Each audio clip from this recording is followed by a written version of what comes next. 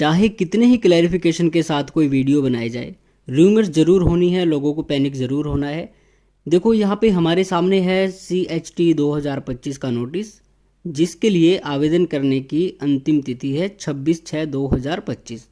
अब यहाँ पे कुछ यूट्यूबर्स भी दावा कर रहे हैं कि यदि आप CRPF की पोस्ट के लिए यस करते हो तो आप अन्य डिपार्टमेंट में जो पोस्ट है उनके लिए इनएलिजिबल हो जाओगे। भाई चलो उस टॉपिक पे भी हम बात करेंगे। दूसरी रूमर क्या है? दूसरी ये है कि लोग कह रहे हैं CRPF में फिजिकल है, और तीसरी रूमर ये है कि भाई जो BRO ने अपना स्टैंडर्ड दिया हुआ है फिजिकल का, वो कह रहे हैं वो तो ग्रुप C की पोस्ट के लिए है, हम तो B में आते हैं, हम तो बड़े आदमी हैं, तो ये हमारे लिए नहीं है। अब चलो हम तीनों चीज़ों पे बात करने वाले हैं। सबसे पहले आते हैं जो सबसे अहम मुद्दा है, वो है CRPF का यस और नो वाली जो चीज़ हम यहाँ पे आपको दिखा रहे हैं।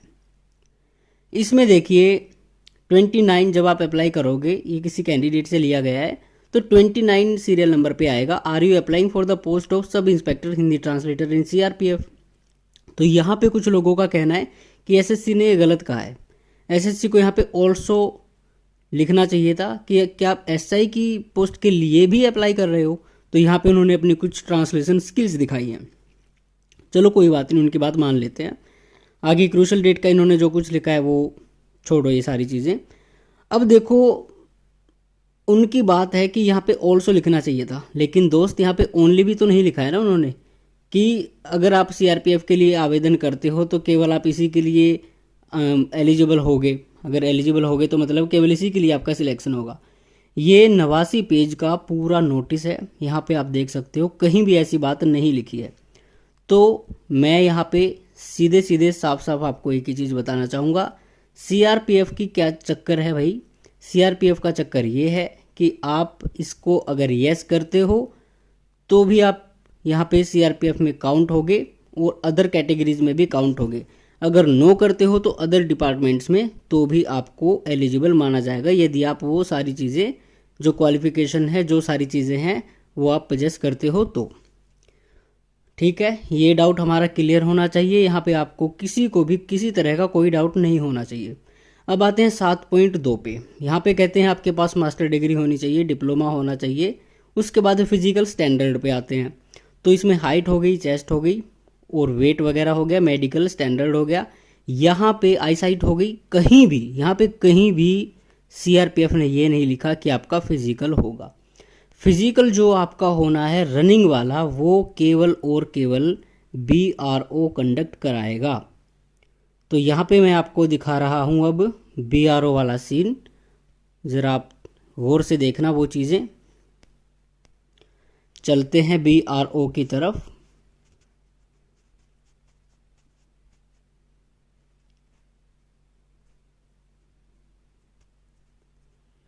ये आ गया हमारा BRO का। तो यहाँ पे देखो केवल और केवल BRO वाले कहते हैं फिजिकल एफिशिएंसी टेस्ट होगा आपका, और ये सारी चीज़ें कब होंगी वो भी आपको बताएंगे। तो यहाँ पे BRO देखो क्या कहता है, फिजिकल एफिशिएंसी टेस्ट होगा, और ये इन्होंने कहा है आगे जाके कि ये शेड्यूल 1 में हमने दिया हुआ है। अब चलते हम सीधे शेड्यूल 1 की ओर। ये आ गया आपका शेड्यूल 1। अब शेड्यूल 1 में इन्होंने लिखा है ग्रुप C की पोस्ट के लिए। देखो मुद्दा क्या है, मामला क्या है। BRO जो आपका फिजिकल स्टैंडर्ड एफिशिएंसी जो भी है, प्रोफिशिएंसी वगैरह जो भी आपका ये होने वाला है 1 मील रनिंग का, तो केवल पासिंग आपको करना, मतलब 10 मिनट में आपको 1 मील दौड़ना है। ठीक है, तो ये शेड्यूल 1 में इन्होंने यहाँ पे लिखा है। तो भाई ऊपर लिखा है ग्रुप C की पोस्ट के लिए, तो एक तरह से जो शेड्यूल 1 है ना, इन्होंने अपने किसी और नोटिस की जो ग्रुप C की पोस्ट के लिए थे वो यूं का यूं यहाँ पे इन्होंने अटैच करवा दिया है SSC से। अब कहने का मतलब ये है मेरे दोस्त, यहाँ पे ग्रुप B की पोस्ट है, लेकिन ग्रुप B की पोस्ट के लिए भी इन्होंने वही चीज़ मांगी है जो ग्रुप C वाले बंदे से मांग रहे हैं। ठीक है, तो यहाँ पे भी आपको डाउट नहीं रहना चाहिए।